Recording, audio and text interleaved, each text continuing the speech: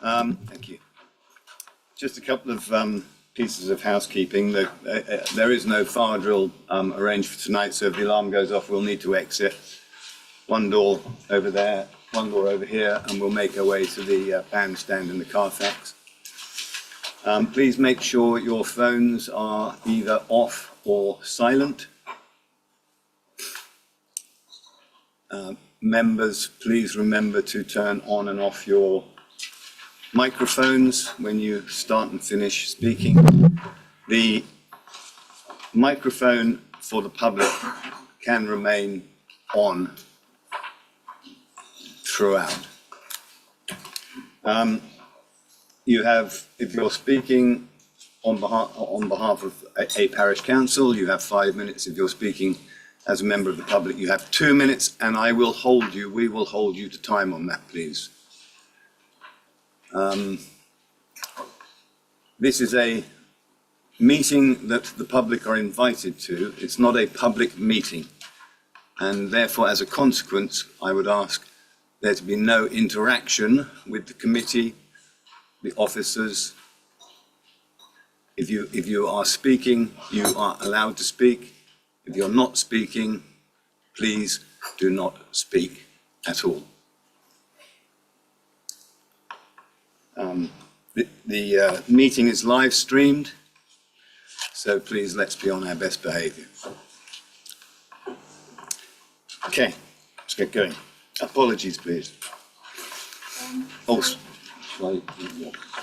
So we have apologies from Councillor Len Ellis-Brown, Councillor Nick Grant, Councillor Cassia Greenwood, Councillor Warwick Hellowell, Councillor Liz Hutchin, and Councillor Trisha Utan. Thank you.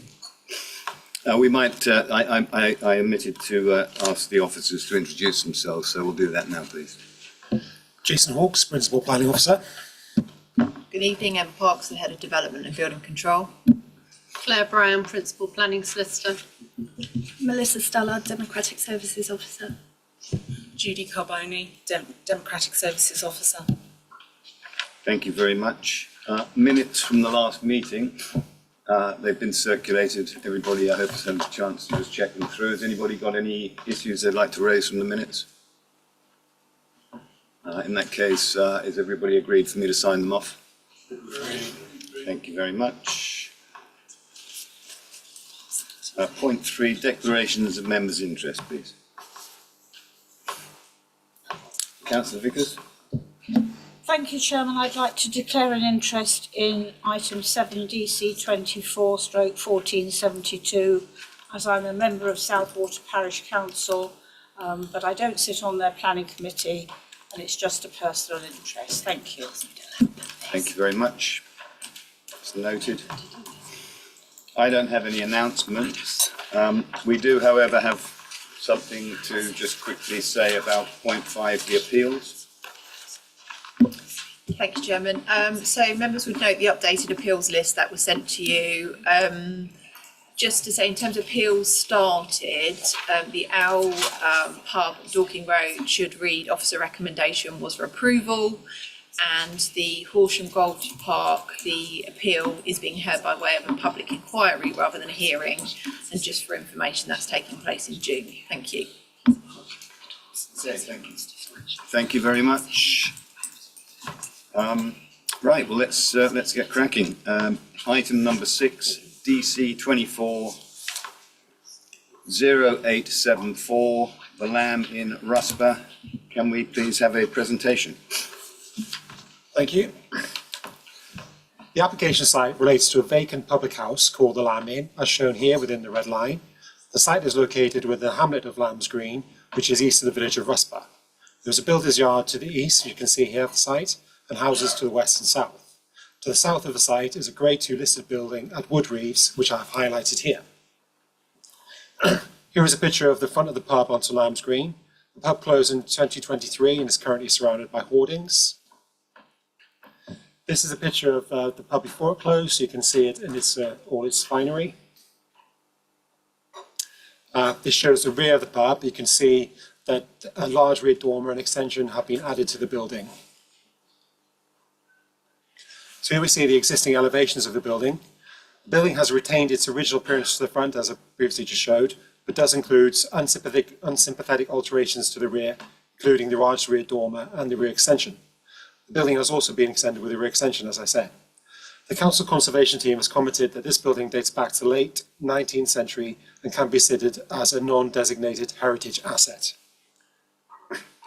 There's an aerial plan of the site. This showed the building onto Lambs Green. You can see the building includes the large rear addition and a significant area of hardstanding. The site has an existing vehicle access onto Lambs Green. Turning to the current proposal, here we see the proposed site plan. The current proposal is for the conversion of the building into 6 flats. The application includes the demolition of the existing rear extension and the construction of a 2-storey rear addition. As originally proposed, this scheme included a further detached building within the site. Due to concerns raised by the planning officer during the process of the application was amended to remove this element from the proposal. So the current scheme is just for the conversion of the existing building with the extension as shown here. This shows the proposed ground floor layout and the proposed parking. 4 flats are shown here, 2 within the existing building and 2 within the proposed extension. The plan shows 11 parking spaces for proposal utilising existing access to the site. This plan also shows a proposed refuse and cycle store there to the south. So here we see the proposed first floor, and this shows a further 2 flats, 1 within the original building and 1 within the extension. So this shows the proposed front and side elevations. The side elevation is the north one, includes roof lights, and the top plan is the front elevation. You can see that this remains largely unaltered, and side elevation shows a replacement 2-storey addition. So whilst a large addition, it can be considered sympathetic to the appearance of the building, separated from the main building with an appropriate link extension and with a pitched roof. So here we see the proposed rear and west facing elevation. So the west elevation includes dormer windows to the 2-storey extension. The council conservation team has commented the proposal is appropriate as it will result in the removal of inappropriate additions such as the large rear dormer and it better reveal the historic appearance of the building. Given the distance between the proposed converted building and the listed building to the south, the conservation team have commented that the impact on the setting of the listed building is neutral and therefore appropriate. In terms of principal development, the building benefits from an extant permission for its conversion to flats under DC 23-0153. As such, the principle of the conversion of the pub to residential use has already been established. The scheme is also considered appropriate with respect to all other material planning considerations, including its impact on adjacent properties, ecology, water neutrality, and highway impact, as outlined in the report. The application is therefore recommended for approval. Thank you. Thank you very much. We have 3 speakers on this item. First up, please, 2 minutes, Benedict Boker Ingram.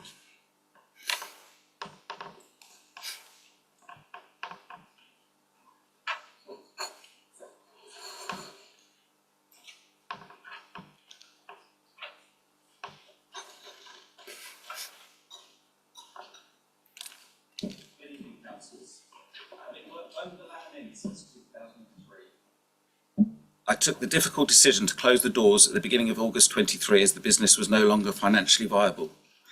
After gaining change of use for 4 flats in January 24, I looked at the site and came up with a design that keeps the main building frontage whilst creating a sympathetic extension at the back of the main building, in place of the current ugly flat roof extension that currently exists. Initially, I submitted plans for a sympathetic coach house in the car park for 2 more flats, but after attending a parish council meeting and receiving their comments, I amended my application, which removed the coach house completely. We have worked closely with the council to provide an enhanced scheme that has had favourable comments from all the statutory consultees and meet the requirements for water neutrality, climate change, ecology and biodiversity net gain. We will also be creating green spaces which the site previously did not have.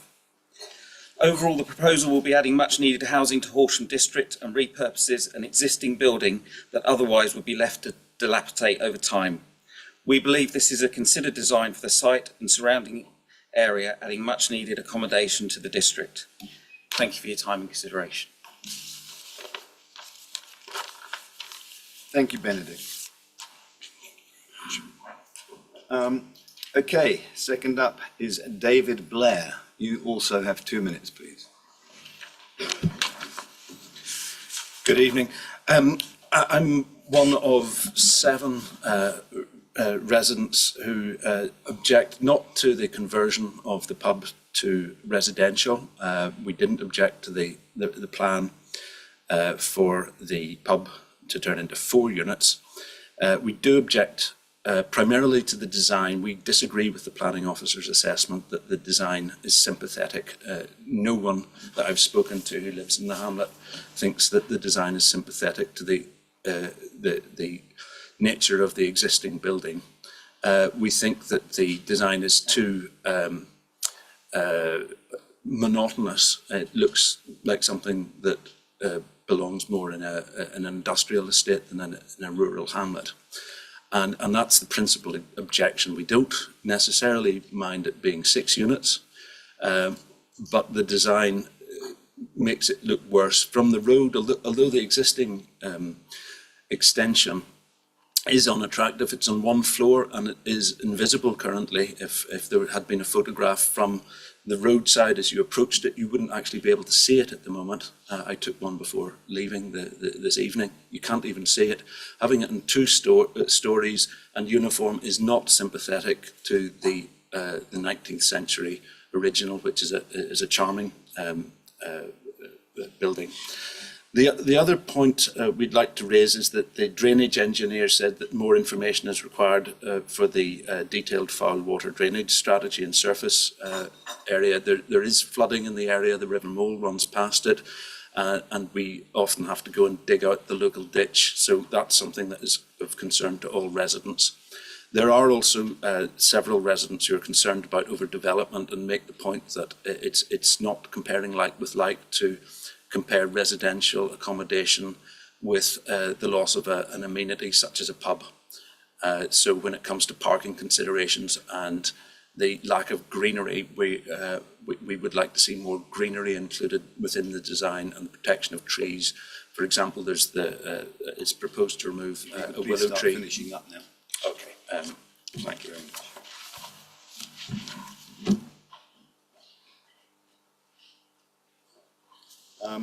George Sallows from the parish, you have 5 minutes. I'm George Sallows, Parish Councillor for Horsham Parish Council.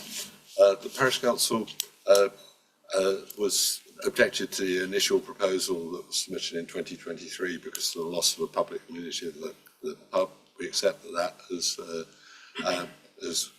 passed, and that the application that was actually approved for the 4 dwellings, which is DC 230153, was an acceptable development of the site given its remote location with no public transport and the potential impacts on the listed building behind and the noted building of the pub itself. We now have a situation where the building behind is now a lot larger in scale than was originally, has actually been accepted by the council and as planning permission. So the new one is a lot larger scale, and we feel that that's overbearing on the building itself in terms of the design, the overall design. And but the other thing was that the parish council were concerned about a lack of information on the ancillary buildings for the cycle storage and the waste storage, and we would expect that there would be a condition that there was a minimum height on those buildings, so the impact on the views from the street across the listed building behind weren't impacted by it significantly. So that those were concerns, and we'd want a condition that those ancillary buildings were kept to a scale that was not impinging on the site as a whole. And we would also be looking for some improvements on the landscaping of the area to improve what's on the site at the moment. Is the plans are limited in what they show for the landscaping and layout for any greenery within the area. I think that's the concerns of the parish council, and I think with some conditions, if they're met, and some potential changes to the design, then it would be an acceptable thing. But as we've said, the previous application that was accepted for 4 dwellings, it was a reasonable development from the parish council's perspective for a site of this location and character, and we can't see why that couldn't continue and be the stated policy of the council. That's all. Thank you. Thank you very much, George. Okay, well, we'll go back to the officers and they can address some of these points. Thank you. So, design is always subjective, but we've been guided by our heritage officer, whose job is to conserve our heritage assets. And as you can see, that the front elevation of the building is retained, which is an important aspect. And as you can see here in red, in the bottom one, inappropriate additions are being removed, and especially in terms of the large rear dormer, which give more sympathetic to the building. So the rear extension does look large here, but this is the facing elevation, so maybe it's not quite as it's presenting it as well as it could be, but it's got that link to the building, so it's still subordinate in terms of that it's separated, and it's considered appropriate from the conservation area's point of view to have extensions at the back of the pub. That's seen as an historic pretext, and he feels this is more appropriate than the buildings which are there at the moment. And there is a condition relating to materials, so make sure we'd get the appropriate materials for the extension. And also due to the distance between this building and the listed building to the south, which is set at slightly angle, the impact on the setting of that listed building is also considered neutral, and in other words, appropriate. So in terms of drainage, there is a condition 4 requiring further details of drainage, so that would be submitted and have to be approved. And there is also a condition requiring further details of landscaping, but that will have to go around the existing car park. But there is these dark green areas here to the bottom there. You can see these areas here is indicated as new planting. So under the application, under that condition, we'd get the details of the landscaping. And here you can see the position of the cycle and refuse stores, which we don't have elevations for at this stage, but there is a condition again requiring those details to be submitted, and they would be low-scale buildings which would be acceptable and have to be submitted for approval. Thank you.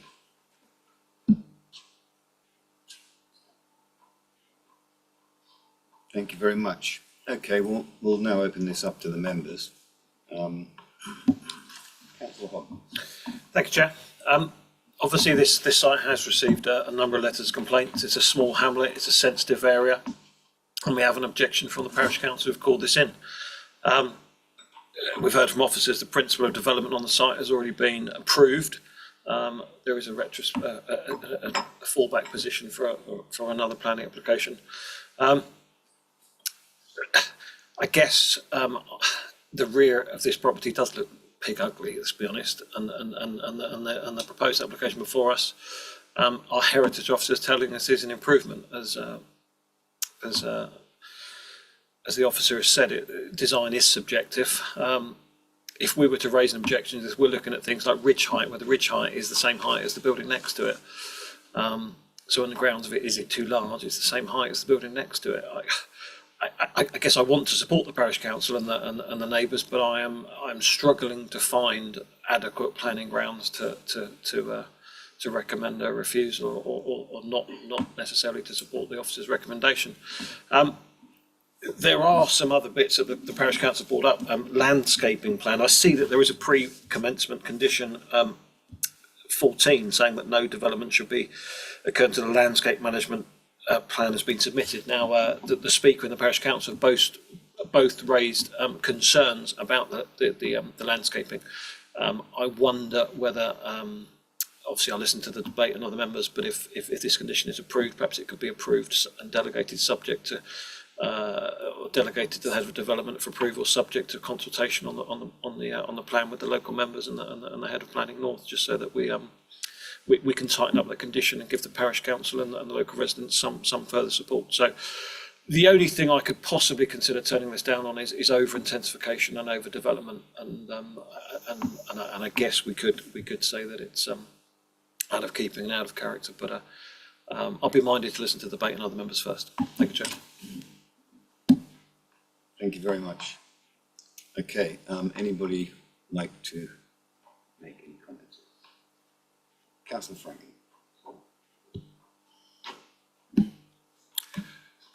Thank you, Chair, and thank you, members of the public, for your contributions there. I'm just interested in the impact on the view from or to the listed building to the south. You know, how far away that is, and you know, what the impact is for residents that this might have if it goes ahead. I'm not sure it's a planning consideration, but I am interested for the information of everyone here exactly what the situation or the issue is there, and indeed if there is one, really. Councillor Franklin, you can see the site plan here. You have to bear in mind that the building in the red edge is obviously the existing building, not the proposal. But as you can see, your nearest building is to the south there, but it's offset from the building. Obviously, initially, this application proposed building in the car park area, which would be directly to the north, but that's been omitted from the scheme. So your building is offset, so there's no direct overlooking, and obviously there's no windows to the very rear of that extension in any event. So, you know, our view is there's no real impact. It's similar than the relationship that the existing building has with its neighbours. Thank you. Councillor Vickers. Thank you, Chairman. Yes, I hear what the local member says. I hear what the parish council said, and I hear what the residents have said. I totally support the landscaping condition. Can the officers confirm whether that could be enhanced, whether the landscaping could be enhanced to soften some of the impact, especially at the rear? Is that a possibility? Subject to that, I probably would support the officer's recommendation.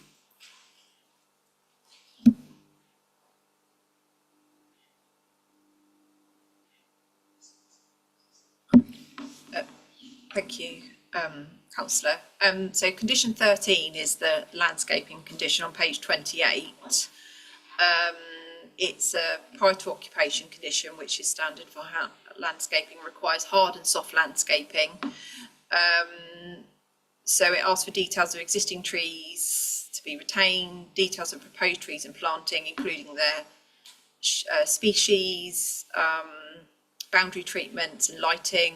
You know, we can make specific reference to the southern boundary if members wished, but ultimately the landscaping of the whole site is important to ensure we get it right. But we can add that wording into the condition if members wish. Thank you. Thank you, that would be helpful. Councillor Fletcher. Thank you. Again, picking up on the external features here, I'm also very happy to support the idea of having local member involvement on the details of how the landscaping works out, which should, I hope, sweep up, you know, an opportunity for the parish's views to be expressed again in some more detail.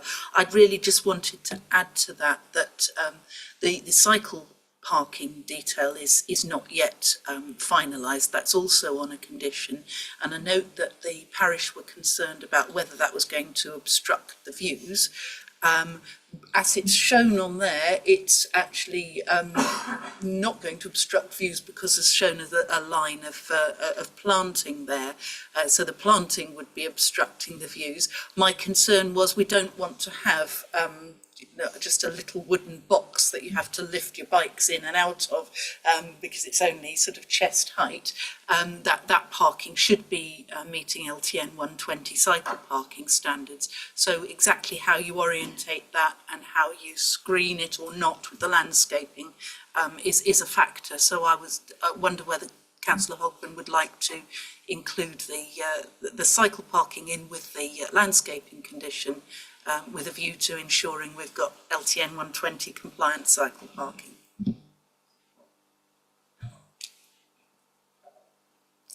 Anybody else? Councillor Bevis. Thank you, Chairman. I just wondered whether the officer could put the picture up of the view of the building as it is at the moment from the road, because I think that shows that a lot of that building that's going to go behind where it's going to replace a single-storey building is going to be quite well screened by existing trees, and I think the design pictures of the elevation, which were quite stark, don't really reflect the fact that a lot of that's going to be hidden by existing trees, let alone any new landscaping. Thank you. Thank you. Anybody else? Councillor Hogan, did you want to respond to Councillor Fletcher's or anything else on this? Yeah, thank you, Chair. I'm happy if the head of development is okay, just delegate it to the head of development, subject to approval. If both the parish council and myself as a local member could be consulted on policies 13 and 14 and the cycle parking, that'd be much appreciated. Thank you, Councillor Hogben. I think from my understanding of what you said, it's not to delegate it for approval, but it's for the wording of the condition to be changed, so it's in consultation with local members. Is that correct? Yes, happy Thank with you. that. It's not really possible to consult the parish as part of a condition of discharge, not formally, because they're not the decision makers in this. Obviously, if you wish to discuss that with them in your role as local member, then that's up to you, and the details will be online anyway, so they can have a look at them and comment on them. But I would advise against having that as a formal part of the condition. But it can happen informally if you wish as part of that process. Okay, thank you. I think we have had it in the past, but I'm happy to exclude it and I'll consult with them personally. I'm happy for you to look at an example, but in my 13 years here, I don't remember it. But but that would be my suggestion, Councillor, and we can amend the conditions 13 and 17 to ensure it says in consultation with local members, if you're happy with that. Chairman, could we also have the wording that you suggested to emphasise the southern boundary bit, please? As long as the local members happy with that. Yeah, happy with that, thank you. So do we need to prepare that now, or we just? So we're just going to with mention of the conditions, or just move straight to? Yeah. So my understanding of Councillor Hobden, just so it's a motion you're putting forward to amend conditions 13 and 17 to ensure that those details are consulted with local members, and to also add within condition 13 to ensure we get some landscaping to the south. So if you're happy with that as your motion, it just needs to be seconded and then we can vote on it. Thank you. Councillor Vickers to second.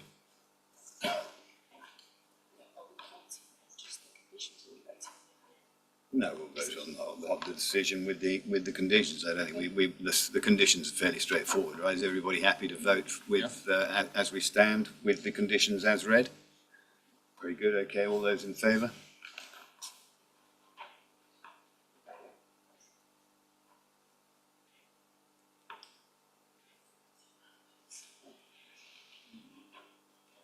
And against? Any abstentions? That would be unanimous then. Okay, thank you very much.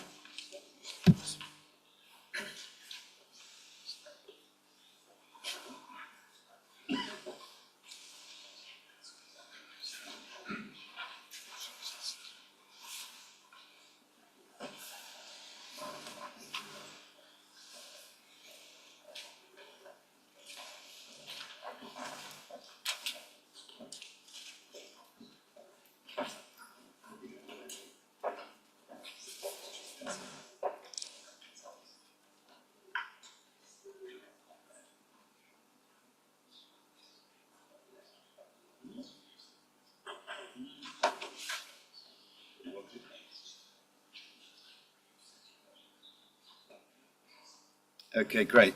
Thank you very much. Moving on to item 7.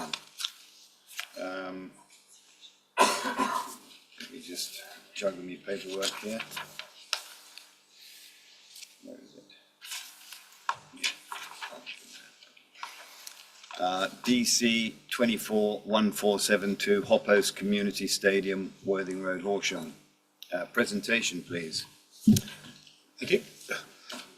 This application relates to the clubhouse for Horsham Football Club. Horsham Football Club Stadium was granted permission in 2017 and been in operation for several years.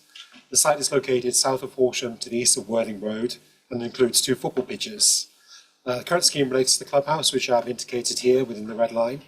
The slide shows the 3 nearest residential properties clubhouse located to the south of facilities.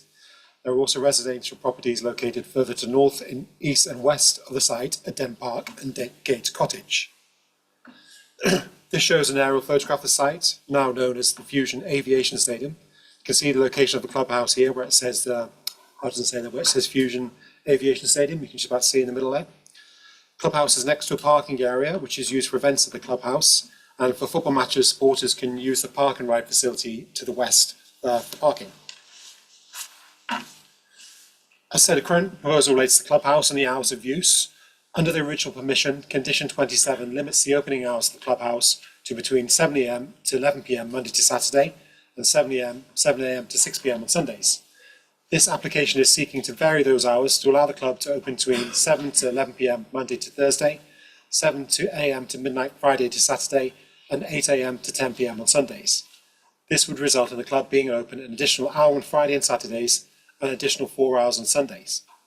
This proposal follows a previous application to vary the hours of the clubhouse, which was refused on the grounds of lack of a suitable water neutrality strategy. To support the current application, the scheme includes a noise management plan and a noise impact assessment. The impact assessment shows a worst case scenario for the proposal, outlining that the property at Gate Cottage to the northwest of the site would be marginally impacted by the proposed hours of opening. This is in the event that the doors of the clubhouse are left open and there is live music. To address this impact, the applicant has recommended a condition limiting live music to cease at 11 PM and for the west-facing doors to be kept closed. In addition, the noise management plan outlines that the club incorporate robust policies and procedures to events at the stadium to ensure there is no significant impact on adjacent residents. This includes a designated manager who will walk the boundary of the site to ensure that no noise from events taking place are audible. The Council Environmental Health Team have commented that the scheme is appropriate. In terms of water neutrality, the proposal accommodates for the increase in water usage for the proposed opening hours with a proposal to improve the efficiency of the on-site men's urinals. Overall, the scheme is considered appropriate and would support the club as a local business to be more productive. The proposal is therefore recommended for approval subject to the additional conditions outlined on page 46 of the committee report. Thank you. Thank you. Okay, we have 3 speakers on this item. First up, Daniel Frisby, please.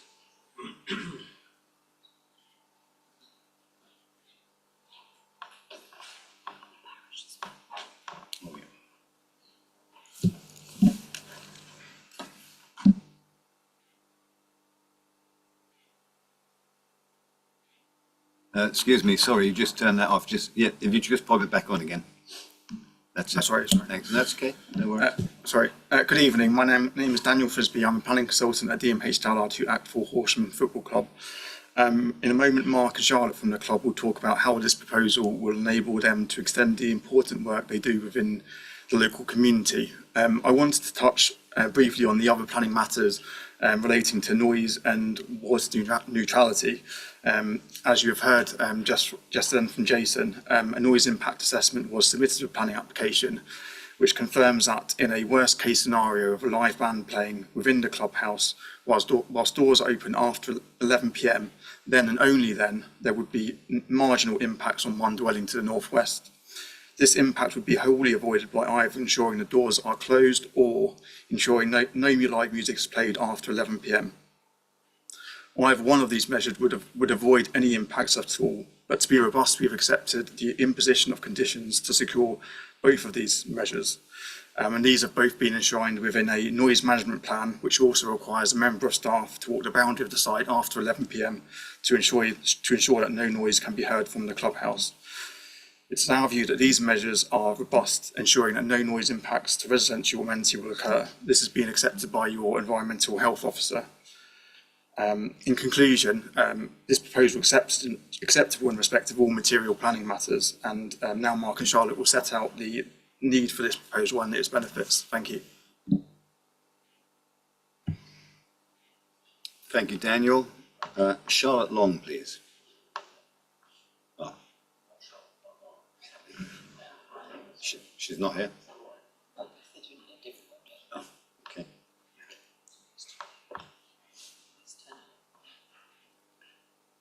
Can you please turn the mic on? Yeah.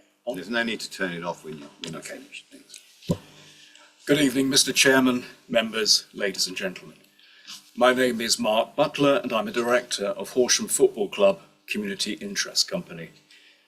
Since this committee gave it approval in 2017 and its opening 2 years later, the residents of Horsham and District have embraced our new ground, and the club has succeeded in promoting the name of the town and in providing opportunities for residents. The exploits of our first team are well known, but Horsham isn't just a one-team club. We have 6 youth teams from ages 12 to 18, a veterans team, and a women's team. Crowds have grown since the club moved back to the town, and our fans are renowned for their friendliness, diversity, and family focus.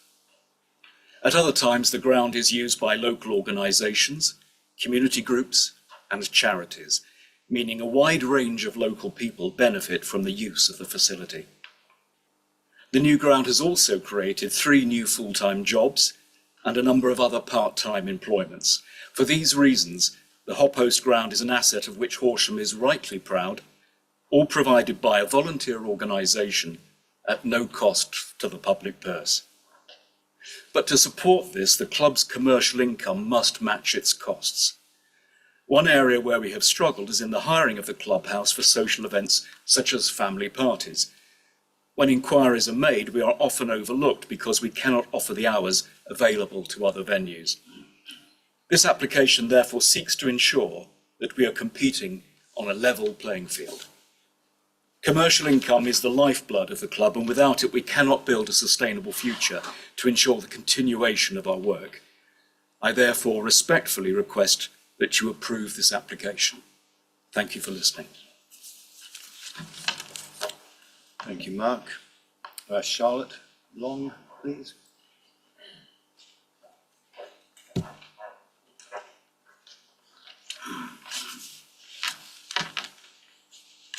Good afternoon, ladies and gentlemen. My name is Charlotte Long and I'm the Women's Chair at Horsham Football Club. In my role, I am committed to promoting women's football at Horsham FC, supporting all female players, coaches and volunteers, and advancing gender equality and inclusivity within our club and the wider community. Horsham Women was established in 2023 and currently competes in Tier 7. Our primary goal for the season is to secure promotion to Tier 6. To reach this goal, we are focusing on several key areas: team development, player recruitment and community engagement. Our players and coaching staff are working tirelessly to improve, and we are actively engaging with the community to foster greater support for women's football. We have worked hard to establish partnerships with local businesses and sponsors to generate funding. However, while we have made significant strides, there are still financial challenges that we must address. Horsham Women, like many grassroots women's football teams, face financial limitations. Despite all our efforts, the reality is that we do not yet generate enough revenue to fully cover our operational expenses. As a result, we heavily rely on the support of Horsham FC to ensure the continued success and the growth of the women's team. Without this crucial financial backing, our ability to build a sustainable competitive team is at risk.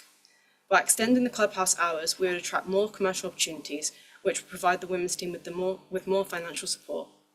Currently, the clubhouse hours are limited, which unfortunately makes it less appealing to potential external customers. As a result, many choose to spend their time and money elsewhere. This lost opportunity for revenue is crucial, particularly for a team like Horsham Women, which is still in its early stages of growth and development. The extra revenue could be reinvested into our team, supporting everything from equipment and kit to player development and travel expenses for away games. I believe that by supporting the extension of the clubhouse hours, we can create an even brighter future for Horsham women. Thank you for your time and consideration. Thanks, Charlotte. South Water Parish Council, please, Derek. Nice to see you. Happy New Year. And a happy New Year to you. Good evening, Chairman and members of the committee. I'm Councillor Derek Moore. I'm Chairman of the South Water Parish Council, and I'm speaking on behalf of the Parish Council regarding this application. This application seeks to vary the wording of condition 27 to extend the hours of use for the clubhouse at Horsham Football Club and install a 20-metre high netting and post adjacent to the golf driving range. Whilst the Parish Council acknowledges that this site is designated for such activities within the neighbourhood plan, we have serious concerns about the potential impacts on residents and the local environment. Firstly, there's no comprehensive traffic management plan accompanying this application. Extended hours will inevitably result in increased traffic during late evenings. Yet no provision has been made to mitigate potential crime, disorder or safety issues due to the insufficient transport arrangements. The lack of proper traffic plans leaves residents vulnerable and fails to address public safety concerns. Secondly, noise and light pollution will increase significantly. The FA advises clubs to minimise floodlight use outside of matches, yet Horsham Football Club continues to use full lighting for both training and games. Lights have even been observed left on when pitches are unused. Extended hours exacerbate this issue, not only in disturbing residents, but also harming local wildlife, especially bats. Additionally, the noise assessment does not adequately consider wind direction, which could amplify noise impacts. The applicant must be required to control and manage noise levels actively, and enforceable conditions must be imposed to ensure compliance. We're also troubled by the lack of engagement with Sussex police licensing. No evidence has been provided to show that the police have been consulted, which raises serious concerns about how public safety will be maintained during extended hours. Sussex Police may have additional recommendations that have been overlooked. The applicant's own noise management plan acknowledges the risk of increased noise, yet it stops short of proposing enforceable measures to address this. If the application proceeds, a clear and enforceable policy must be conditioned to manage noise levels and prevent disruption. Residents have made their concerns known. 9 formal objections have been submitted, all highlighting fears about increased noise, safety risks and disruption. These voices must not be ignored. We also remind the committee that strict restrictions on operating hours were included in the original approval. The Parish Council supported the initial application based on those restrictions, and we maintain that extended hours would have been unacceptable from the outset.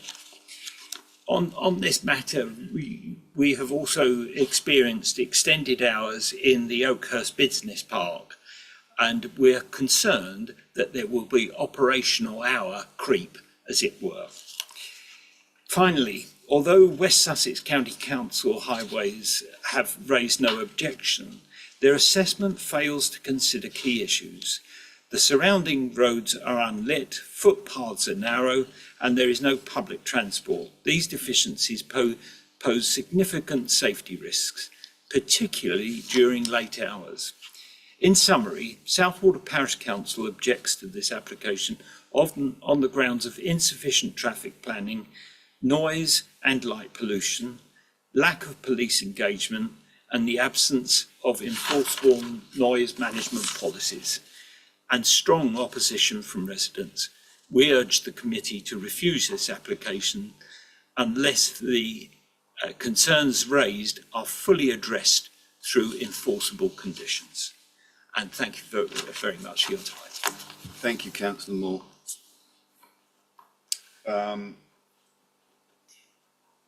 Back to the officers in response. So firstly, Sussex Police were consulted and have commented that they would need to liaise with Sussex Police licensing team, who may have their own requirements. So that is separate to planning and is added on as a formative that they would need to go through that process. So that is something they'll need to go to the Sussex Police to discuss about the licensing. So in terms of the floodlights, this scheme doesn't include any changes to the floodlights, and if there are conditions relating to floodlights of the breach of that, that would be a separate matter.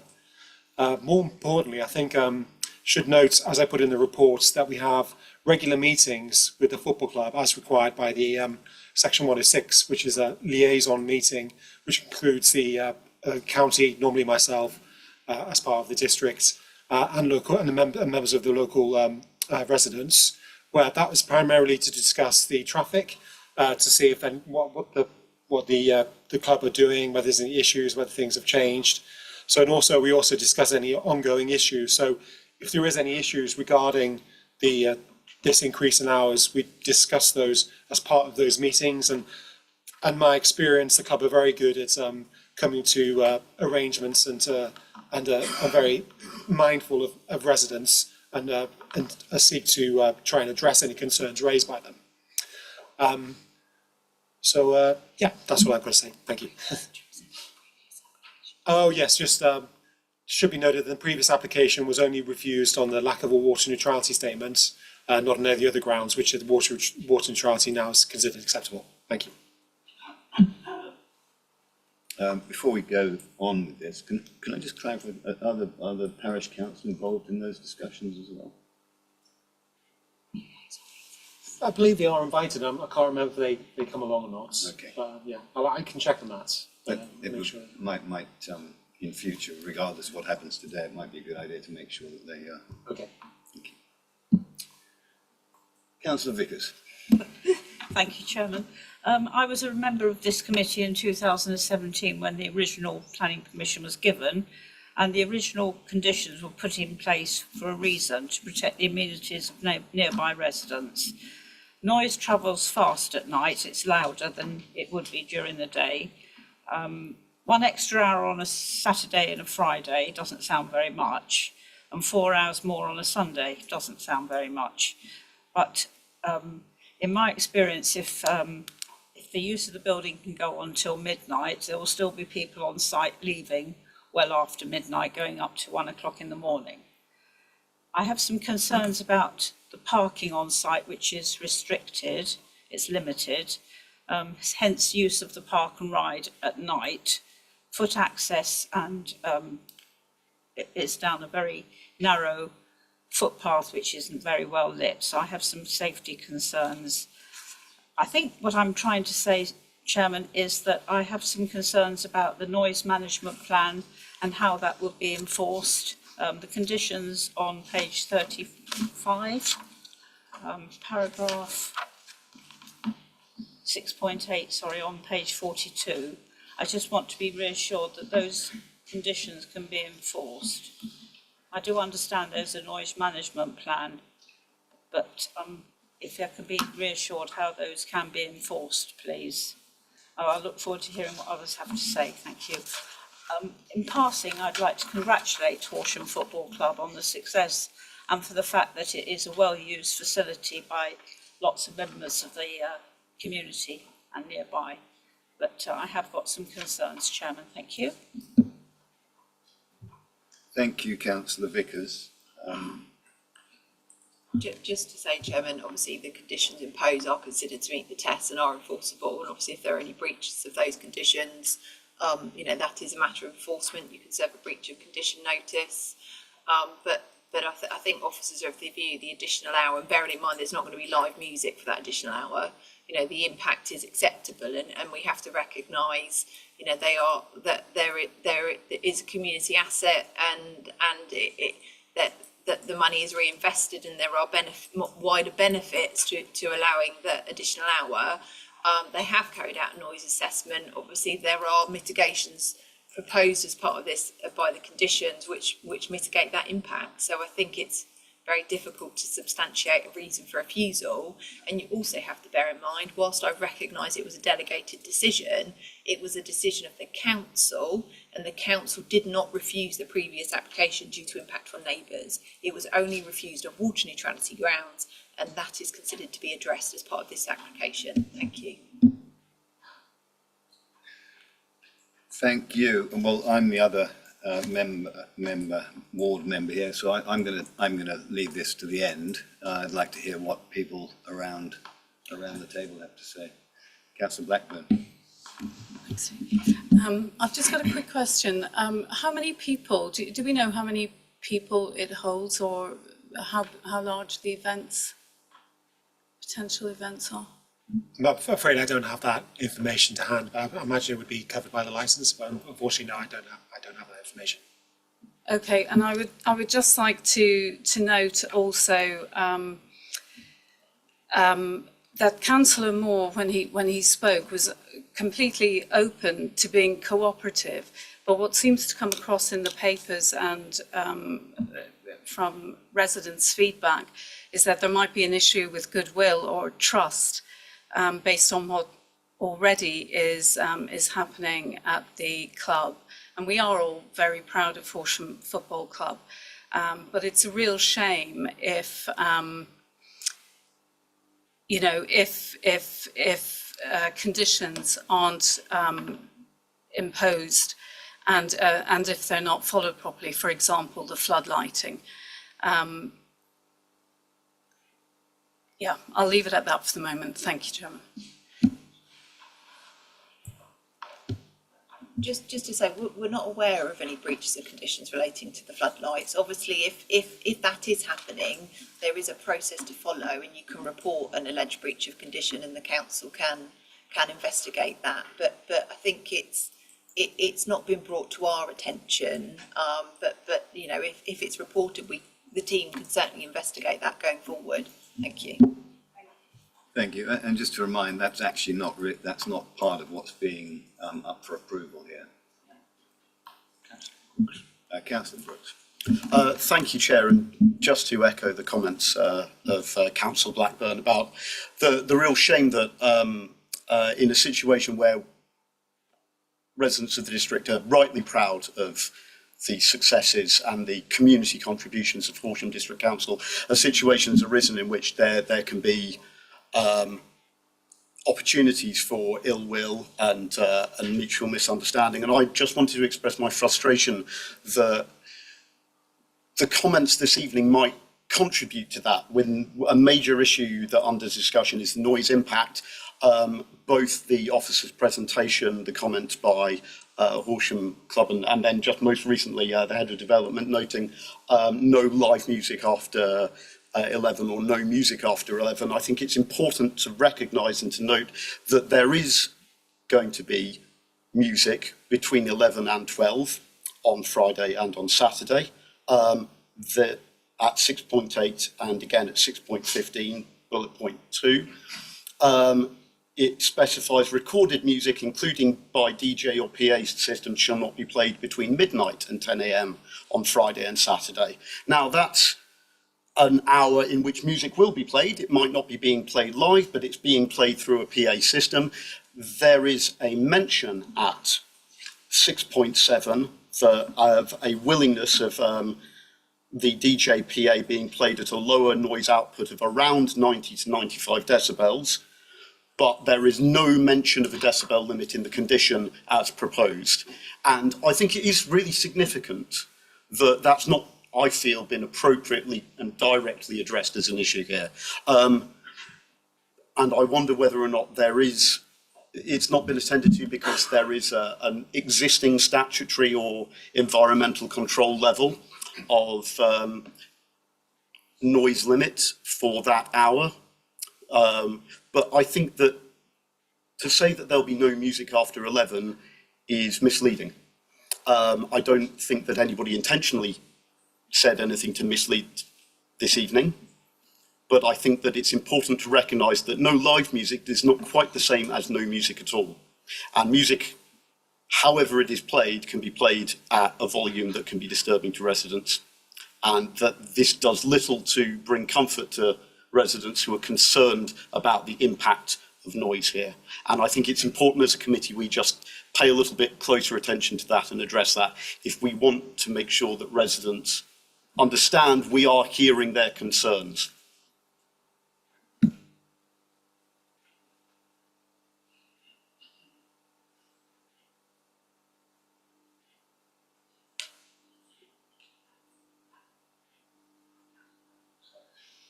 So I just want to say thank you, Councillor Brooks, and I do apologise, I didn't mean to mislead, but you're correct, so thank you for picking that up. Councillor Sweeney. Yes, thank you. Thank you. Yes, I'm listening. I'm hearing both sides of the story. Obviously, an interest in promoting business, but also very real concerns with the local residents over noise and light. I wonder if if it's possible to sort of test drive how this policy might work, perhaps by limiting the approval in time, say like a 12-month approval or a 24-month or 18-month approval, so that it's provisional and residents really do have the opportunity to see just how noisome or how bothersome this is, and an opportunity to work with the football club and to see how these conditions are being enforced. Thank you, Councillor Sweeney. Councillor Trott. Thanks, Chair. I think we are somewhat going over minutiae here when you consider that the cricket club, probably what, half a mile down the road. I've certainly been to many a do there that's finished at midnight, and the DJ's kept in playing, and I don't see why there shouldn't be a level playing field, particularly as the cricket club is in a far more residential area than the football club. It's the only thing I would point out. Thank you, Councillor Trott. Councillor. Thank you, Chair. So I understand why residents may be concerned about noise. I would be interested in a couple of questions, really. Is music being played there currently, up to the hours it is currently open? And if so, how many complaints are we currently getting from residents? Because that might be an indicator of, Councillor Sweeney was referring to a trial period, but we've probably already had a trial period if music has already been played there. Thank you, Councillor Franklin. I actually sought the same information previously, okay. So perhaps we can hear that. But I would, if I can just complete my point as well, and I have read the papers and the objections and listened to the concerns of the residents. And as I say, I think the issue about noise and probably light as well are real, but I think some of the others are not really concerns. Saying that the clubhouse functions would be unacceptable. I think that's what clubhouses are for. I think saying it's in a rural location, I'm not convinced it is. And saying that people will be wandering around, I think that's a normal human sort of behaviour. I don't think that should be a really justifiable objection for this. Thank you. Thank you, Councillor Franklin. If, in terms of the current use, they can play. There's no restrictions on what they can do up until the time that the current condition have the hours. So they could play live music. And if you turn to page 38, you see the comments from the Environmental Health saying there's been received no complaints or of noise or antisocial behaviour from any events at the Horsham Football Club. And I'm the main officer who deals with this site, and I've not received any complaints on this matter or anything else for quite a long time. Because as I said, I generally feel that the club are quite good at being considerate of their neighbours and sticking to their conditions as required. So, and also I think it should, I brought this plan up because about the noise and the putting conditions on, this is like the marginal impacts, so it's like a worst case scenario. So it's not as if there is the noise impact assessment has shown that there is going to be significant impact with noises, but the club are considerate that there is going to be some minor marginal impacts, which is why they've suggested imposing these conditions regarding live music up to 11 p.m. But then will be some music after that up until 12 p.m. and also keeping the doors closed, which is to protect the property which is to the northwest of this, which is not even on this plan, to be honest. It's up here. So that's where the doors face outwards, which is why the impact's on that property. So you can see that there's quite a distance here between the clubhouse and the adjacent properties. So there's 3 here to the south, which are separated by quite a significant distance. So I think that's something to bear in mind, that the conditions are recommended, but that's only on a very worst case scenario for these marginal impacts. So, Councillor Mercer. Thank you, Chairman. As so often with these proposals, it's a question of balance, isn't it? What we have here is the balance of a community interest company, which, let's remind everybody, is a not-for-profit company, a company that supports and has significant commitment to ensuring the community of Horsham has sport and leisure and opportunities, and which has assets which I'm sure would have had investment by charitable and public backers in order to make sure those assets are put in place. And it is in the interest of the community that those assets are properly used and used effectively. Now, on the other hand, you have the interests of the residents. And I thank the officer for drawing our specific attention to paragraph 6.7, which is the detail of the noise impact assessment and plan, and exactly how marginal with those mitigations any potential additional nuisance might be. So for me, the balance of the community value of the football club as a not-for-profit company and the community asset, being able to make good use of those assets for the community against a mitigated slight additional nuisance factor. I'm sorry, I come down on the first of those. Thank you, Councillor Mercer. Councillor Fletcher. Like Councillor Vickers, I do remember the first time that this came to council, although I wasn't a councillor at the time. It was something that I followed closely at that point.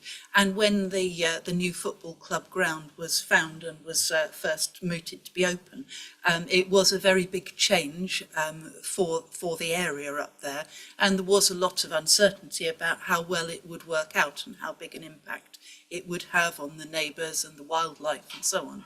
And I know that the liaison meetings have been taken very seriously by the club, and I'm sure that you know this is an important thing going forward as well. If there are any future concerns about how opening hours are actually working out in practice, but I think the lessons that we've had since the new club opened is that it has been managed well and it has been successful. As the officer report says, there is a lack of complaints because it is working well.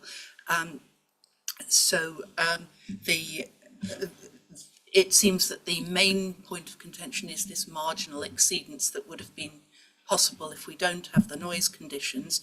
The other issues, that there clearly will be people leaving the site later than they were, so therefore people are in the area might be disturbed a bit later because of that, and I can see that is potentially an issue if you are one of those people who live there, but it's been assessed as being within reasonable limits, and I can't really accept the arguments about the safety issues in these slightly later hours being substantially different than they already are when people are leaving late at night after there's public transport, when it's dark and so on, trying to cross the road and access the car park across the road.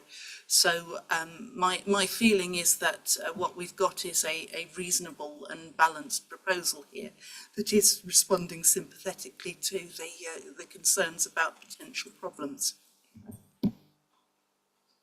Thank you, Councillor Fletcher. Councillor Vickers. Thank you, Chairman. I've listened to what everybody's had to say, and I don't want to be accused of being a party pooper. But it's quite right that my concerns should be expressed and residents' concerns listened to. Can the officers just clarify that there's no proposal for bank holidays, and also that the manager will monitor the site between 11 and midnight and outside on all occasions? And was I right in thinking that this proposal is for any Saturday and Sunday throughout the year? It's not restricted to the number of times it can be used. Sorry if I've asked you some extra questions, but I hear what everybody is saying, so I'm not suggesting that I'm going to ask for it to be refused, but I just want that reassurance. So if we look at 6.3 on page 41, that's the proposed amended wording. So it doesn't relate to bank holidays. It's to every Monday to Thursday, every Friday to Saturday, and every Sunday. So there is no restriction on bank holidays there, but that could be added. That means it can be used on bank holidays as well? Yes. Okay, thank you for that clarification. And the manager will monitor that extra hour outside? They've said that they will be employing someone specifically to do that and to walk around, and I do have faith in the club that they would do that. Thank you. Councillor Skipp. Yeah, thank you very much, Chair. Noise is the key to this. Noise is always a very subjective noise. Those of us who live near stadiums where there is music late at night do find it a great relief when all the microphones and everything is turned off at 11 o'clock. But other people don't, and I think that you're going to take into consideration the number of residents, which is fairly small, and you're going to put the club before what happens to them. My concern is that the condition does or is explicit about problems that may occur in those hours between 11 and 12, because to hear a thumping bass for an hour at that time of night is excruciating for some of us, for others it's not.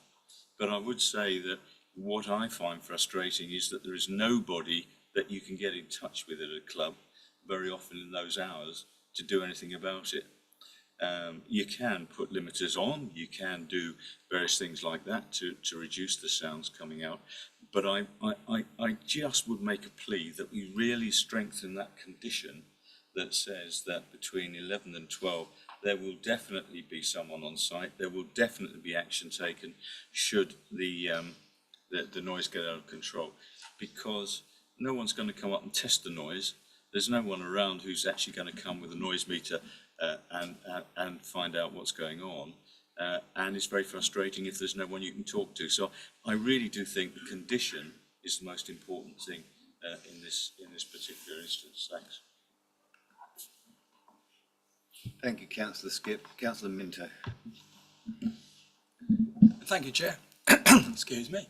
Thank you, Chair. I'm a little bit surprised, maybe a bit confused as well, that we're having such a debate about all of these items when I came to the meeting just expecting us to review the water neutrality statement, which is what it was refused for. So I don't understand why it wasn't refused for all of these other things that seem to have been coming back again. So I was hoping that we were voting on that one single item only, but obviously we've gone into a very wide debate about a number of other historical concerns. But I think what I heard was the club has proactively addressed these issues, even when they probably expected they were just coming to see whether we were going to vote on water neutrality or not. So I credit them for doing that and putting in some real mitigations, which I thought were very, very robust and was obviously fully supportive of. I do think that we have to look at their competitors. This is a very vibrant and well-supported club, but they've got a disadvantage over other venues. And if we want them to continue to thrive and continue to hit the headlines and for us to continue to be proud of them, I think they need the opportunity to compete with others as well. So I obviously fully support their view there. And just the final thing, I woke up this morning to the articles around kids' mental health and adults' mental health and the prevalence of it, and they're trying to get to the bottom of it. I've always felt that one of the key things to address that is activity and sport, recreation, exercise. So I'm probably always going to lean towards supporting things that provide a great community asset and sporting. And I think for them to continue to support those clubs, the gender diversity they have in the club, it's right for a council to get behind them and to support that. Because if we were to lose that and they weren't able to continue to deliver the core services they provide, I think that would be a huge miss on our part. So I fully support the officer's recommendations on this one. Thank you, Councillor Minto. Well, I do think we probably have said what needs to be said. We're in danger of going around. It's in my ward. I'm going to say the last couple of words here. Obviously, I empathise with anybody who's being bothered by this, but it's a terrific club. They're doing a great thing for the town, and I can only put my hand up for it. So, shall we take a vote? All those in favour?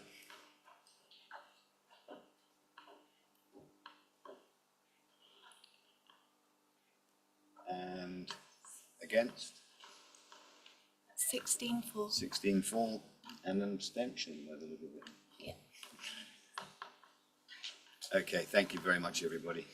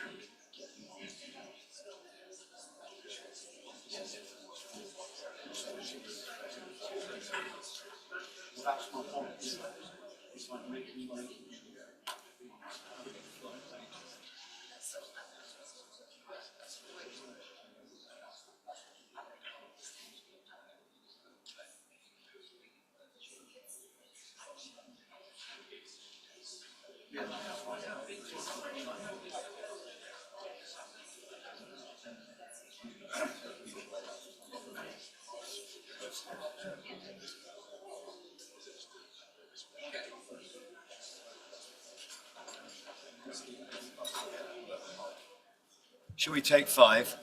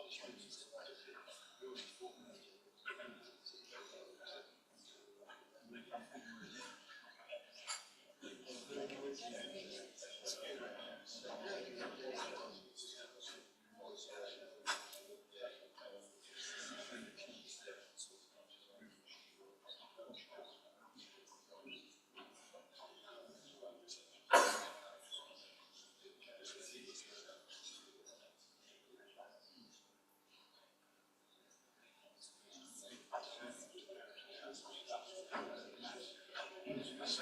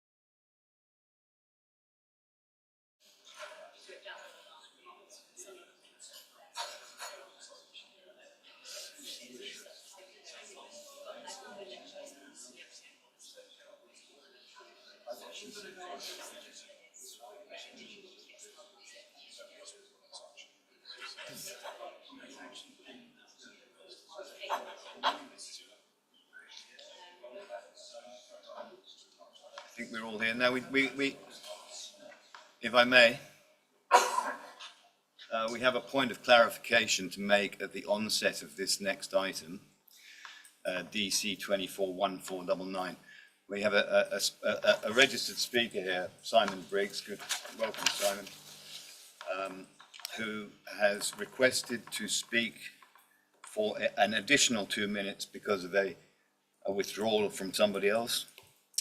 However, we also have a constitution that we operate within here, and our legal officer is going to remind us what is the situation in this case. Yes, thank you, Chair. This extract is from the Council Constitution, Part 4J, which governs public speaking at meetings. These are the procedure rules. Paragraph 3 deals with committee meetings. Parish and neighbourhood councils and members of the public may make a statement on any item on the agenda when the matter arises for debate and at the time appointed by the chairman. Each speaker will be limited to 2 minutes in which to make representations. Unless the chairman specifies otherwise, the total time for such representations by members of the public will not exceed 12 minutes in respect of each item. And of course, there is subparagraph C amends the 2-minute limit in planning committee situations where parish councils or neighbourhood councils have 5 minutes. So you can see, Chairman, there is no latitude about allowing additional time for speakers. I do acknowledge that in the past we have allowed members of our own staff to read out the statements of speakers who are indisposed and cannot attend, but they have to be their own speeches submitted to us via email or some other means. We don't generally just roll over the allowance of somebody who cannot attend and give it to another speaker. Hopefully that's clear, Chair. Thank you. Thank you. So, Simon, please, I brought this up at the very beginning rather than sort of as you sit down, so that, to give you an opportunity to clarify your 2 minutes, but it will be 2 minutes. Okay, the officer, please. Thank you. So since the committee report was published, this site relates to Tanglewood, Forest Green by the Forest Grange. 2 additional letters have been received objecting to the application. The objections raise concerns regarding the accuracy of the application details, access rights, and query whether this would be used for a commercial use. The letters do not raise any new material planning considerations which have not already been covered in the committee reports. Although not particularly relevant to this application, members should note that the planning history in the report is missing some of the previous applications for the site, which is quite extensive. This relates to an application for the change of use of the land to gypsy accommodation, DC 240974, which was refused in October 2024 and is now currently subject to an appeal. There's also a separate application for the use of some of the land on this site for boot camp, DC 232234, which was also refused last year and is also subject to a current appeal.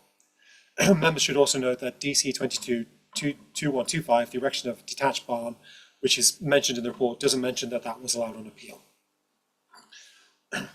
So this application site relates to an existing private equestrian facility located north of Forest Grange to the east of Horsham, which you can see here within the red line.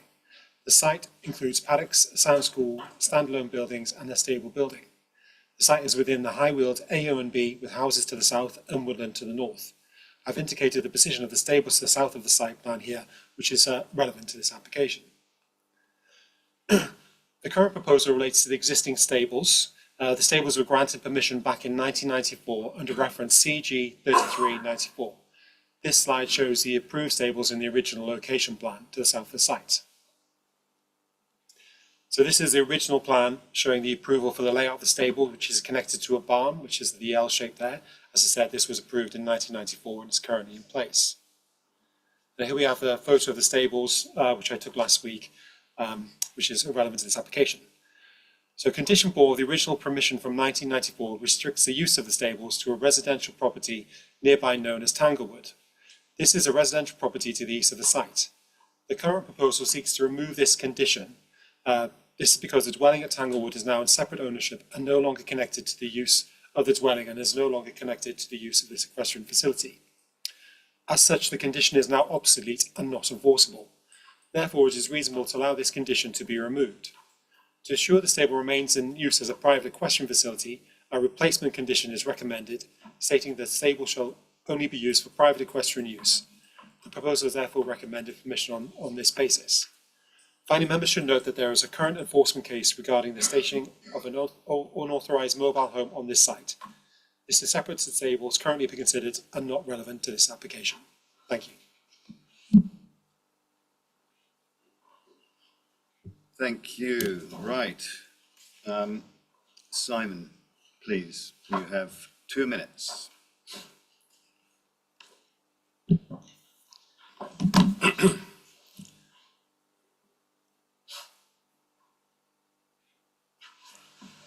So, good evening and thank you very much for the opportunity to speak, albeit briefly.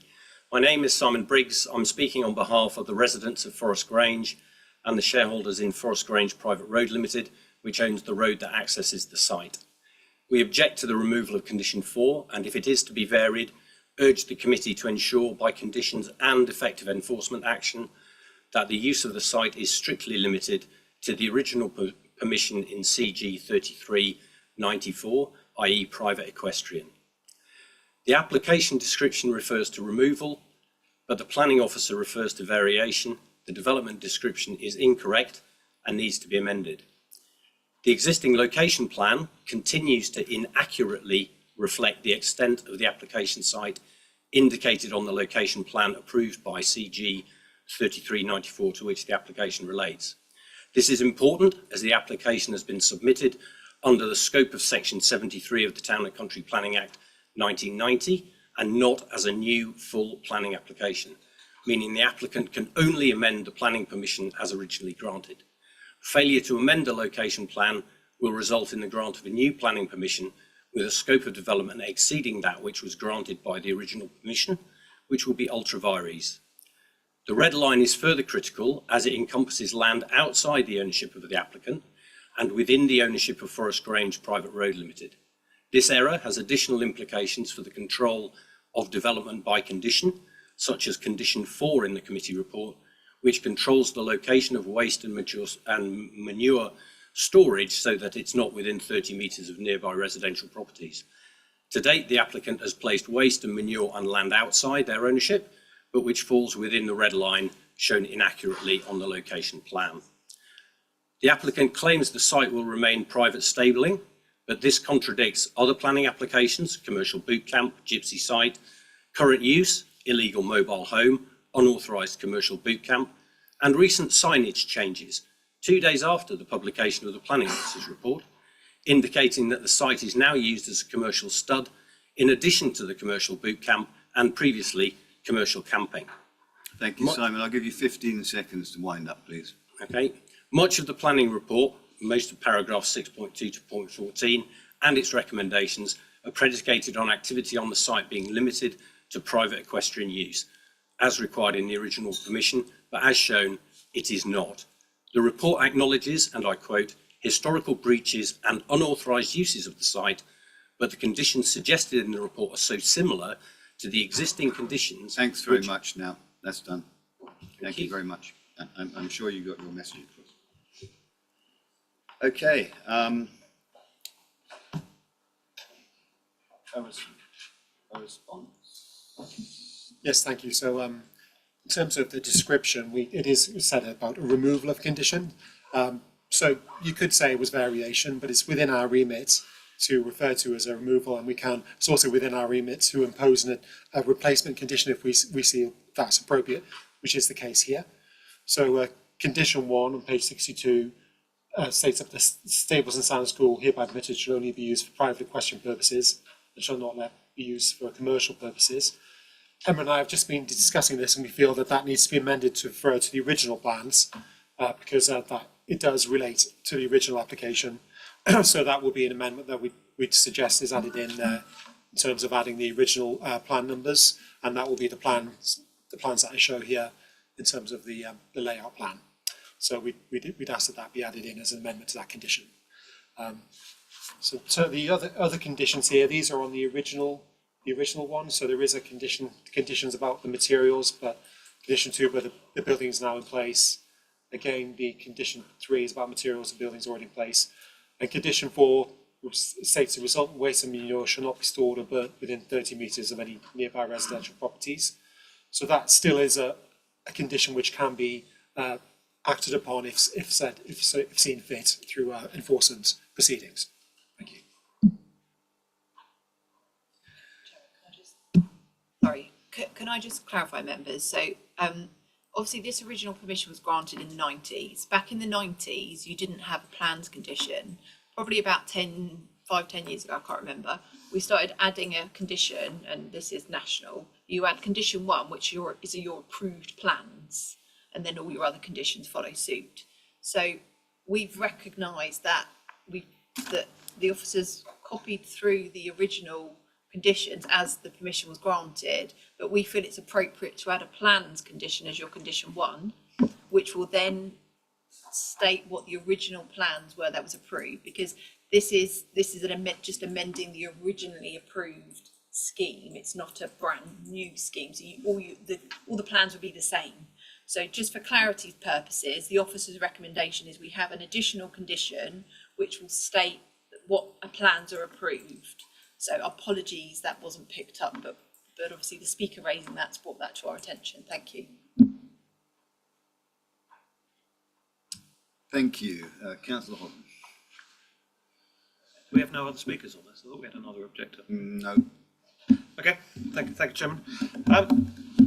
I have to say, I was flabbergasted when I saw this was recommended for approval. We've had this site before us at committee, and there was a boot camp running on this site. And for those of you that remember, we had pictures of flood lighting.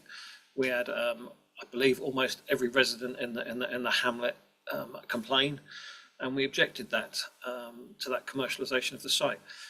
We have a very similar thing going on here, that we have almost every resident in the road has objected to this scheme again. The condition 4 was designed to safeguard the amenity of local residents to the listed building, and removing condition 4, or varying, depending which way you want to word it, removes that element of protection. I did ask officers to how on balance this decision was, based on the level of objections. This is the AONB. This is the Area of Outstanding Natural Beauty. This is an extremely sensitive site, and this particular site has no access. It's a private road. There are covenants on the road. There are legalities around no access to the bridleway and no access to this particular site. And I understand that's not a planning matter before us, but it is a quagmire for the local residents on this site. I think my colleague Colette Blackburn mentioned trust and faith. I think that none of the residents of the road have particular trust and faith in the applicant at this moment in time. There's been a mobile home installed, I guess, illegally on the site, to which there is an appeal going through because that application was turned down. There's an appeal for the boot camp and commercialisation of the site, which is turned down. And we've also had, I've seen a photo, I don't know if you've seen it, but the management agent sent me a photo of the new gates that was installed with the word Oakland Stud on. That would strongly indicate to me that the applicant is trying to commercialise this site. And I come back to the point again that this is an incredibly sensitive site in the AONB. I've got two things in front of me. I've got a recommendation for stronger wording, so that we can, if this was approved and that members in the room felt that this was appropriate to develop on the site, that because the word stud, livery, there are a stronger wording that I think we could put through if we were minded to approve it. However, I just see thousands of reasons why this site should be refused.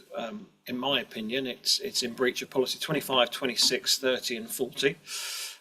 The undermining the original conditions, remove condition 4, is seen as undermining the original intent to protect the landscape and regulate development and safeguard local amenity. We officers say, well, is there any harm? Yes, there's harm. There's commercialisation, there's intensification, and we've got every resident in the road complaining about light and noise. So when officers say to me, is there any harm in granting this? The local residents are telling us there is harm, and we've got written evidence to back that up and support that in the number of complaints we've had about this site. I guess I'm concerned about the proximity of commercial to Forest Grange Manor, which is a Grade 2 listed building on the site. I guess I do have a question for the officer around the speaker saying that the red line at the location site is not in ownership of the applicant, and that is one question that I guess if the officer could not write that down and just clarify that the applicant is seeking to obtain permission for land which is not within their ownership. Policy 25 says the proposed application fails to protect, conserve and enhance the landscape, townscape and character, taking into account areas identified as being of landscape importance. The individual settlement characteristics and maintains a settlement separation. strategic countryside protection outside the built-up area boundary, the rural character of undeveloped nature of the country shall be protected against inappropriate development. Any proposed must be essential to its countryside location. This is the AOMB, this is policy 26. Any policy within the OMB need to support the needs of agriculture, forestry, extraction of minerals and disposal of waste, to provide quiet, informal recreational use, to enable substantial development of a sustainable development of rural areas. It doesn't comply with any of those policies, this particular site. Policy 30, protected landscape. The natural beauty and public enjoyment of a high-wheeled AOMB will be conserved and enhanced for opportunities to understand and enjoyment of the special qualities when promoted. Development proposals will be supported to closely protect the landscape where it can be demonstrated there's no adverse impact on the natural beauty and public enjoyment. Well, as I said, the number of complaints I've had as a local member, the number of objections we've had to the commercialisation of this site, due to the nature of increased activity on the site, the numerous written representation of the council feels it doesn't comply with policy 30. Policy 40 is about sustainable transport. This is down a private road, which I'm under the impression that Forest Grange management haven't granted. It's a private road. There is no access to this particular site. Now, whether that is a sustainable matter for this committee or not, any usage of this site, it's in the countryside. There's no bus stops, there's no walking, there's no public transport. So it definitely fails on that ground. So I have two things in front of me. I have one, a much stronger wording regarding the control of the site and whether we allow it this evening in forms of, and that's to add the word livery, equestrian and stud. I'll just read the wording of this. The stable and stands will hereby permitted only be used for private equestrian purposes and should not be let out for residential use or any commercial use in conjunction with any form of riding establishment, stud or livery. And the reason is to protect the amenity of the local planning authority and to regulate control and development in accordance with policies 26, 29, 30, 33. I appreciate I'm slightly over time, Chairman. Thank you for marginal leeway, but I've got two things in front of me. I'll be minded to listen to the debate, and I'd like to come back to at the end of the debate. Thank you, Chair. Thank you. Just as far as I'm aware, there is nothing in this particular application to do with any form of commercialisation. This application, as far as I'm aware, is seeking to remove a condition. There are already statements in here about private use. So please, let's just keep the debate to the debate, which is about the removal of this condition. This is not about a commercial business. If they want to do that, they've got to come back, they've got to go and see somebody else, they've got to come and see us again. Councillor Brooks. I was just wanted to make sure that my understanding is correct, but thank you, Chairman. I think that has clarified it. The wording of the existing regulatory condition, and that's what we are deciding here, the proposed new regulatory condition explicitly excludes commercial operations. So all of the concerns that Councillor Hogben have raised, and I have every sympathy with them. In my ward, have a number of long-standing and ongoing enforcement issues, but these are enforcement matters. They are not planning matters material to what is in front of us today. And in fact, while I welcome hearing more about any proposal he has to strengthen the conditions so as to frustrate any potential abuses of it, I don't think it's useful for us to get bogged down into whether or not there have been historically enforcement issues regarding regulations on this site. What we should be looking at today is whether or not there is a sufficiently strong set of regulatory conditions placed on this site. And I'm fairly satisfied from what I've read here in the report and from the officer's report that any changes of wording would not necessarily give it any additional legal force or weight. Now, we can get into the problems of enforcement, but that's not the purpose of this committee. And I don't think, I'm very happy to hear any members' recommendations on how we might strengthen or reinforce these, but I don't see anything that might make the conditions as proposed here more legally enforceable or give them any greater weight. I think what's in front of us here is as good a protection as ought to be afforded to this site. in the face of the concerns of residents that Councillor Holtman very articulately and at great length articulated. Thank you, Councillor Brooks. Councillor Minto. Maybe just to build on both the things I've heard there. It sounds like Councillor Hogburn is wanting to build in a number of uses that it can't be permitted for because there's a fear that it might obviously be used for that. And I get what you're saying, Councillor Brooks, that this probably covers that. So without going into a massive list of everything that we could possibly think of to put into the condition, just my kind of limited brain capacity here is it says that the stables and sand school shall only be used for private equestrian purposes. And is it fair to say, and nothing else, or something to those words? Because that covers every potential eventuality. That's the word "only" probably covers that, doesn't it? Well, and for no other purpose. I mean, I think it's. I'm sympathetic to, yeah, look, and I understand where Councillor Hogman's going to make sure that we kind of list the things that we want to mitigate against. So, can it be worded? James, I know you're frustrated, but you probably said it in more words than I could understand. Just to limit that, to take off any ambiguity whatsoever, just that one thing. Can you suggest something? Well, I did, but then you could actually shorten it even further. Stables and sand school should only be used for private equestrian purposes. Full stop. Does that cover it? Is that what you suggested, James? I made no suggestions for changing the conditions. But I'm very sympathetic to residents and what Councillor Hogman was trying to achieve. I wonder if they can achieve it with less words. And it be as strong and obviously restrictive.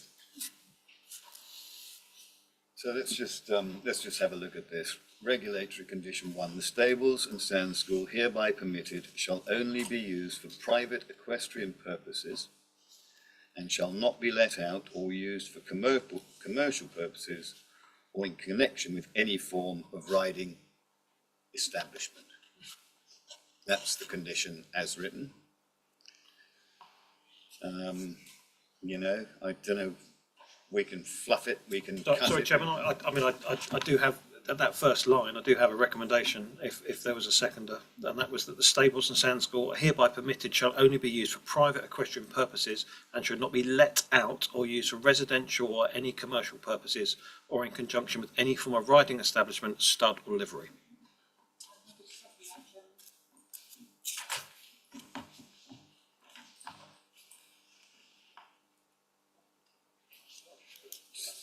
So, yeah, we've got, all right, so, okay, well, it looks like we're homing in on something. Does anybody else? Councillor Frank. Thanks. Yes, I think if we're trying to nail down the definition or the security around this condition, we might want to be absolutely clear on the meaning of the word private.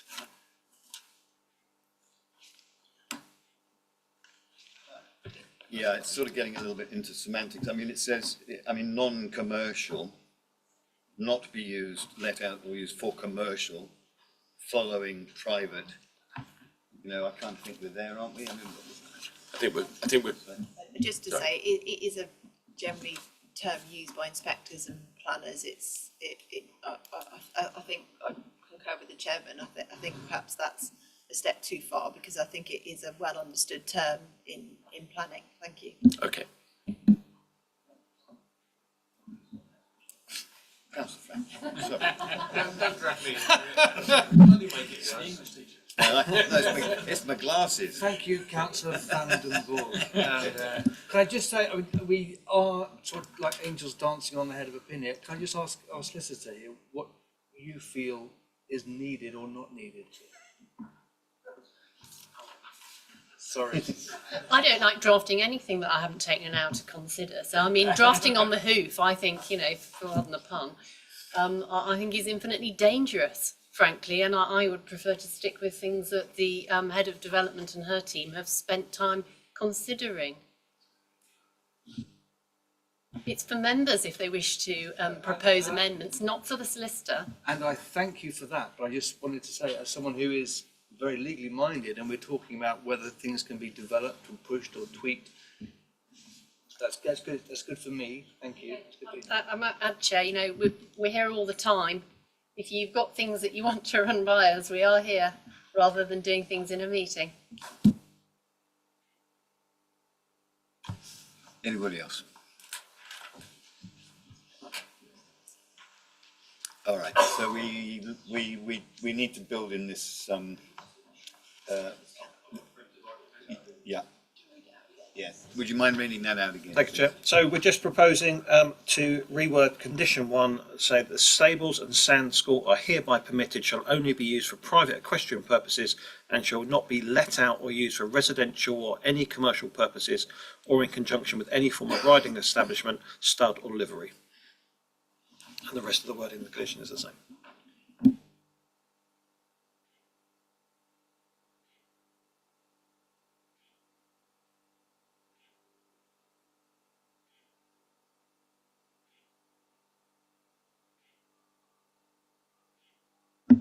I don't have an issue on it. I think it, you know, if members feel they need that added security, it doesn't raise any particular concerns with me. I will just add, members, obviously officers recommended a plan condition as well, so when you vote on that, and there will be an additional plans condition imposed as well. Thank you. But we're going to first of all vote.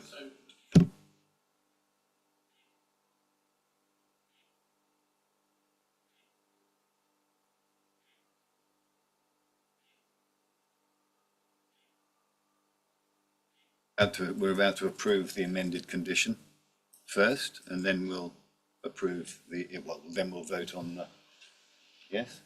We can do it all together if you want, Chairman, it's up to you. We can do it all. Chair, I think Councillor Nurse's objection is that we fold those two conditions together, the two amendments together. I think he would like to see them done as the plans one, and then the other one. Is that what you're? We've got two proposed amendments, one from the officers and one from our members. So I'm taking the note of the meeting and where I think it's going to go, and everyone's at the same time, just do this one thing. You do want to do those one thing? Yes.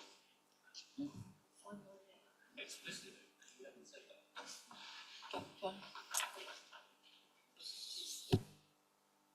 Have we got a second, I think?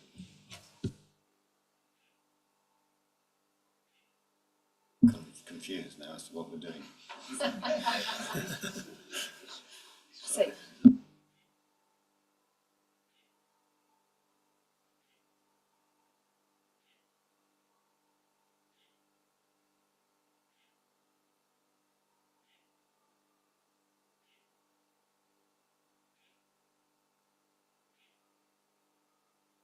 Okay, so we're gonna vote on the condition first and then on the motion. Okay?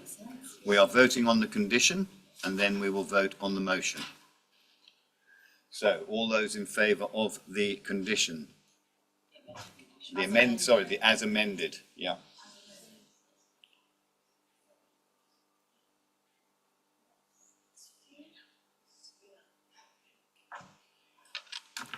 Unanimous. Unanimous on that part of it. And on the motion, we don't need a second for that, do we? Yep, so we're now going to vote on the motion with the additional plan condition. Okay, amended condition. Okay, we'll get there in the end. All those in favour?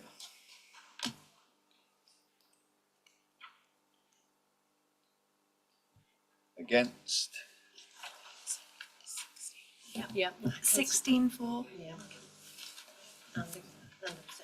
And an abstention. And one abstention. Yeah. Thank you very much. We got there. We're way over my time budget.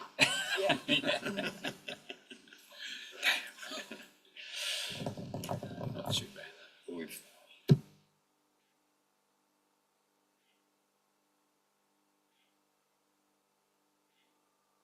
Okay, thanks, guys. We're nearly there.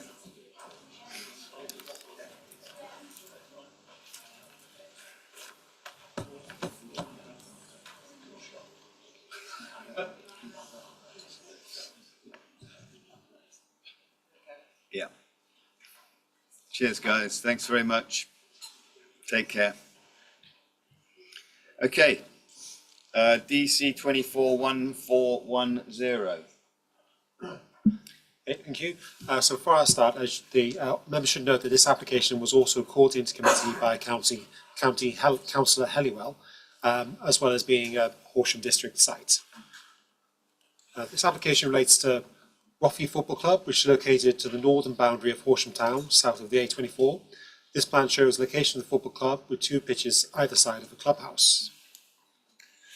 Current proposal is retention of the dugouts to the east pitch, with new dugouts to the west pitch and proposed netting behind goals to both pitches. This plan shows the west pitch, which is the reserve pitch, with the dugouts located to the south and proposed netting behind each goals. Members should note that these dugouts to the west pitch are not currently in place, which is a correction to the report which said that they were currently in place, and so they're not retrospective in that respect. So this photo shows the position of the dugouts. As I said, they're not in yet, and this is the south side of the reserve team pitch to this very frosty field. So this shows the eastern pitch, which is the football club's main pitch, with the dugout shown to the north and netting proposed outside of goals. All the proposed ball stop netting will be 4 metres in height and 5 metres in width. So here we see the dugouts which are in place. These are adjacent to a small spectator stand. Overall, the dugouts and proposed netting are considered appropriate in terms of their design and would enhance the use of these pitches for the football club. Proposal is therefore recommended for approval. Thank you. Thank you. Doug Wright, please.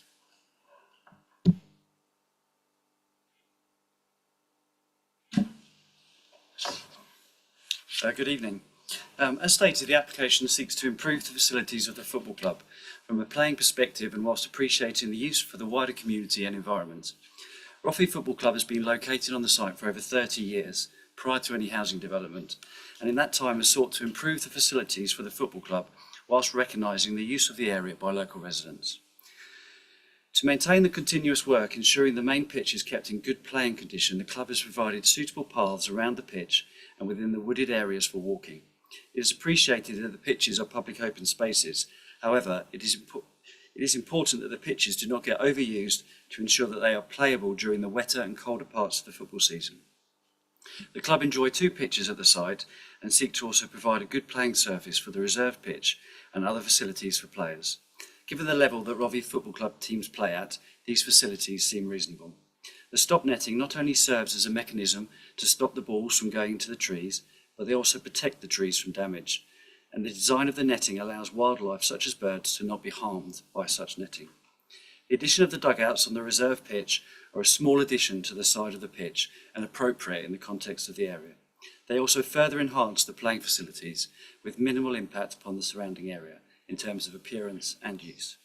In summary, the use of the site for the football club provides a wide community benefit for multiple teams that Roffey Football Club put out each week. As such, the continuous work by the football club to maintain and improve the facilities for the benefits of both adults and children within Horsham significantly outweighs any perceived harm from the small development on the site. It is therefore respectfully requested that the application is approved as per your officer's recommendation. Thanks very much. Thanks, Doug. We actually don't have any local members for this tonight, so I will open it up to the floor.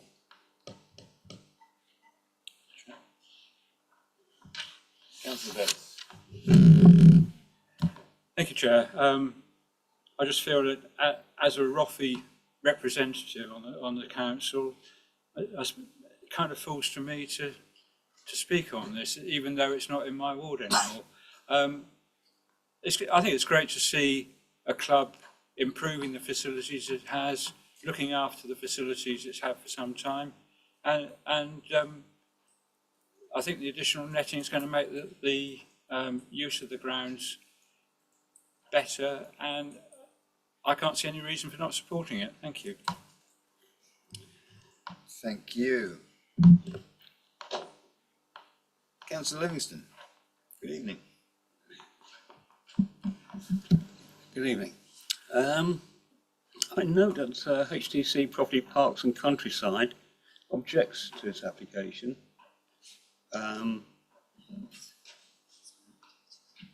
Been updated. Okay, I'll withdraw my comment. Thank you. Just needed to say a few words. Anybody else? Oh, Councillor Lennon. Yes, thank you, Chair. I'd just like to say I don't know exactly what Rothie Football Club standard they're playing at the moment, but as you go up the pyramid, the FA do impose conditions on you, as they have done with Rudwick Football Club, where we've had to put dugouts in, and we've had to rail off part of the pitch. That's if they wanted to carry on playing in the league they've just been promoted to. So at some stage, they're probably going to have dugouts anyway. Hopefully, there will be. Thank you. That's a good point. Oh, Chairman. Thank you, Chairman. I would just like to highlight the fact that actually I was invited to an event this evening at Rothie Football Club to present a cheque to them because they have just won a community lottery funding. So clearly they are a club which is a very important part of the local community, serving both Holbrook West and Rothie. And I'm very much in favour of supporting this, as it's a very crucial part of the local community in North Horsham. Very good, very good. Councillor Mercer. I'd like to support on planning grounds the football club's application here. I think it is on balance, it is a marginal improvement, and I don't think the risks are very significant in terms of the way they're described. So I very much want to support the officer's recommendation. Well, I'll have the final word then. In some of my most memorable games of football as a kid here were against the Robins, so got to keep them going. Okay, shall we put it forward? All those in favour?